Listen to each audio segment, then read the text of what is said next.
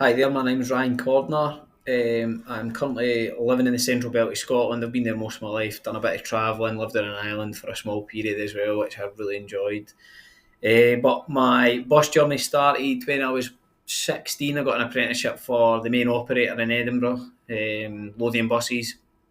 So 4 year apprenticeship there, 5.5 years experience after that, which led me through like various roadside assistance jobs within the company, obviously, and then also much more fault finding diagnostics within the depot. Also attending breakdowns that were unable to be rectified by certain like the street fitters back then. Also led the kind of launch of the motor coach section as well, making sure that was already they bought second hand coaches as well as brand new, so it was prepping them for the launch of the motor coach side of the company. But that's my roundup for the buses. Hello again. I tried to touch on it the first minute there, didn't realise I was going to get another 2 minutes after that. But yeah, so started 16, 4 year apprenticeship, bus and coach engineer maintenance, mechanical, electrical, covered all aspects during the apprenticeship, all your systems. It started off as after the apprenticeship, I then went into a street fitting role, which was a lot to do with like roadside assistance and mechanical failures while in service, electrical failures while in service, and then try my best to not have to get the vehicles towed back. Then had a primarily a workshop based role, which was a lot of engine work after the street fitting role, which I really enjoyed. But I'll be honest, I did primarily want to move back into electrical fault finding and diagnostics.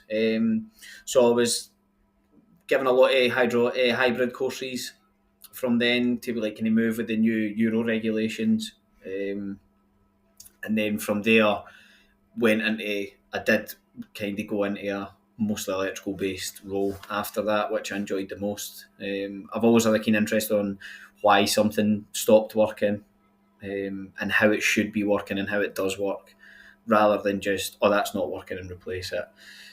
I then moved to an island off the coast of the west coast of Scotland called Arran. So it was trucks and trailers, but then they also had excavators, loads of building site machinery as well, which was mega interesting, and it did grow my knowledge base so much. So I enjoyed that. Then moved to Edinburgh Tram, so I actually worked for Cafrail, which is a Spanish company, and I was a technician for them, which was full electric, obviously, which was good learning that side of things. The fleet that I mostly worked on was primarily made up of Volvos. It was a fleet of about 790, I believe, at the time when I worked there, and I would say maybe 400 were Volvos, maybe 450. When I first started, there was a lot of Dennis, so there was Dennis Darts, Dennis Tridents. They also had a vintage fleet as well, which I was tasked with repairing and kind of keeping an eye on that at certain periods. They used to do like a vintage day where those buses would be in service. So it was quite a big thing. So obviously the preparation had to be very, very good for that. They also had a fleet of about 25 Scanias, which were completely built, chassis and body built by Scania. To be honest, they were a nightmare to work on. The engine was bulletproof, but the body side of it, because I think it was Scania's first service bus that was fully built by them, that had a lot of teething problems.